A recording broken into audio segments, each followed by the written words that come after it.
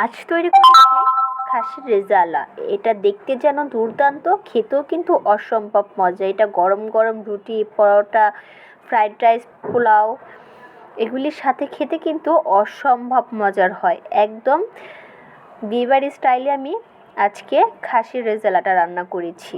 Hello everyone, আসসালামু আলাইকুম। সবাই কেমন আছেন? আশা করি সবাই ভালো আছেন। তো চলুন ভিডিওটি শুরু করা যাক। তো প্রথমে কিন্তু খাসির মাংসগুলোকে আমি ভালো করে ক্লিন করে নিয়েছি। আর পিসগুলি কিন্তু একটু বড় বড় সাইজেরই ছিল, এগুলি ছোট করা হয়নি। তো এখন ভালোভাবে মাংসটা পরিষ্কার করে আমি একটা পাত্রে নিয়ে নিয়েছি, যেটাতে আমি মেখে রাখবো আর কি সেটাতে। তো আমি বেশ খানিকটা এখন সব কিছু আমি মশলাগুলো এক এক করে এখানে অ্যাড করে দিব। তো প্রথমে আমি আদা রসুন বাটা অ্যাড করেছি, তারপরে ধনিয়ার গুঁড়ো দিয়েছি, জিরে গুঁড়ো দিয়েছি, গরম মশলা গুঁড়ো, গোলমরিচের গুঁড়ো, আর আমার একটা সিক্রেট মশলা ছিল সেটা ইউজ করেছি, বাদাম বাটা। এখানে কিন্তু বাদামটা আমি শুকনো করে বেটেছি, সেটা দিয়েছি। তারপরে অল্প পরিমাণে মরিচের গুঁড়ো আর পরিমাণ মতো লবণ। আর গরম মশলাটা কিন্তু আমি একেবারে শাহি গরম মশলার মতো ঘরেই তৈরি করে নিই, সেটা দিয়ে দিয়েছি। আর বেশ খানিকটা পেঁয়াজ কুচি অ্যাড করেছি। আর এখানে গুঁড়ো দুধটা অ্যাড করেছি, দেখানো হয়নি পরবর্তীতে। আর আমি 1.5টা লেবু এখানে কেটে তারপর ওটার রস কিন্তু ব্যবহার করেছি।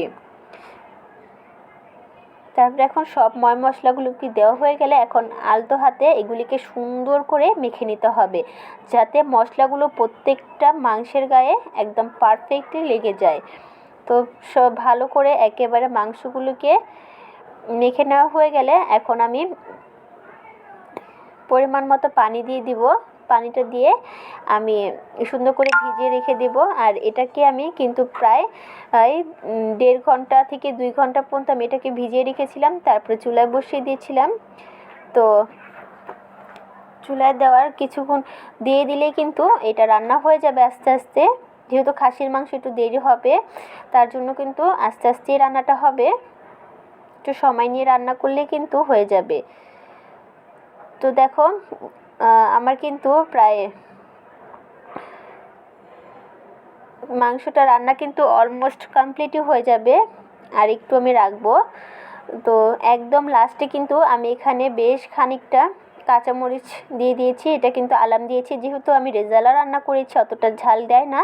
তো আমি কাঁচামরিচটাকে লাস্ট পর্যায়ে দিয়েছি, তাহলে কিন্তু খেতে ভালো লাগবে আর ফ্লেভারটাও কিন্তু ভালো আসবে। তো সব কিছু দেওয়া হয়ে গেলে ভালোভাবে আমি 5 মিনিট রান্না করা হয়ে গেলে এখন আমি জিরে গুঁড়ো এখানে অ্যাড করে দিলাম। আর জিরে গুঁড়োটা অ্যাড করে ভালোভাবে একটু নাড়াচাড়া দিয়ে আরও 5 মিনিট রান্না করলে কিন্তু আমাদের আজকের খাসির রেজালা রান্না কিন্তু অলমোস্ট কমপ্লিট হয়ে যাবে। তো চলো পরিবেশনটা করে নেওয়া যাক। তো আমি দেখো এই যে একটা বাটিতে সার্ভ করছি। দেখো দেখতে কতটা লোভনীয় হয়েছে না? মাংসগুলি কিন্তু একদম জুসি অ্যান্ড সফট হয়েছে, হাতে দিলেই কিন্তু গলে যায়।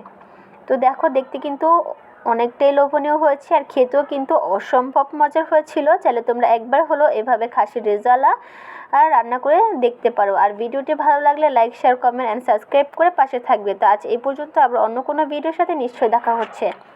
আল্লাহ হাফিজ।